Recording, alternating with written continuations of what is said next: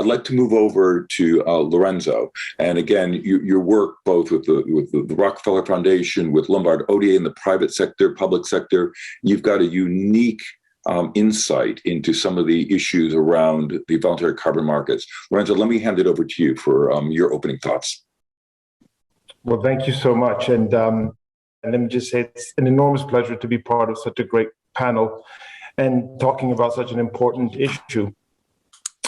So maybe I just will start with, Michael, back to your point, kind of highlighting, I think, the importance of the voluntary carbon market as we think about the global climate solution. When you think about the fact that 80% of all emissions are not covered by any kind of regulated regime. So if you look at that, the drive now towards net zero, which is, as all of you know, picking up pace, and 2/3 of the global GDP now covered by net zero targets, this really kind of speaks to the importance, I think, of getting this bit of the equation right when it comes to the voluntary carbon market. And, I think that I see the market as at an inflection point, not just because of this demand, but also because, we now do have, as you mentioned, 2 decades worth of experience thinking about kind of what quality looks like when it comes to a carbon credit. And these are the kinds of foundations that we can build on. And at the same time, there's new technologies coming online, which are, allowing us to do better sourcing, better verification, tracing, as we've mentioned, and of course, kind of on the commercialization of these credits, which I think really will open up this market to being kind of a more deep and robust market. But that said, maybe just I think on some of the challenges, and some of this does pick up on what's been said by Christine. One thing which I think, at the global level, what we need here is we need to bring integrity and we need to bring in scale. That's the only way that this market is actually going to make a dent. And on the integrity side, there's been a lot of talk on the demand side. We need to make sure that in the SBTI and the TSVCM and others have been trying to put on certain guardrails as to how it is that, corporations should use offsets or carbon credits. And that's obviously very important that we see this as additional to their own decarbonization, which of course has to be kind of the first priority.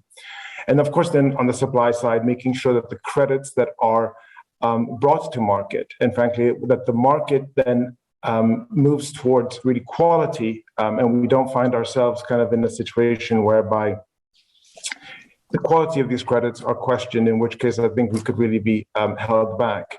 But I think a really important point that Christine mentioned is this question around the accounting, right? Making sure that we have the connectivity, and that's often forgotten in these conversations. Making sure that, questions around accounting for, the Article 6 of the Paris Agreement, that accounting framework between the voluntary market and, the NDCs that governments are making, that accounting is tight.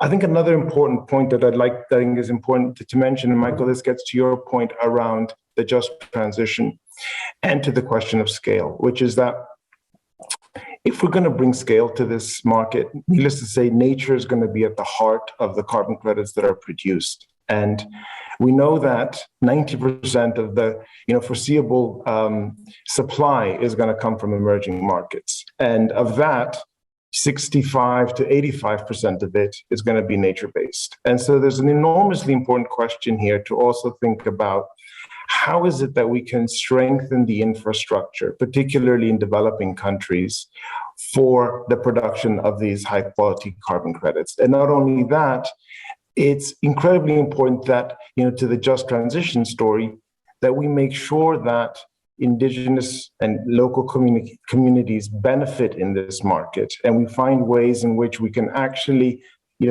engage them and also make sure that they benefit from this going forward. So I'll stop there. Lorenzo, thank you. That's absolutely brilliant. And a couple of things you brought into this is around scale and integrity.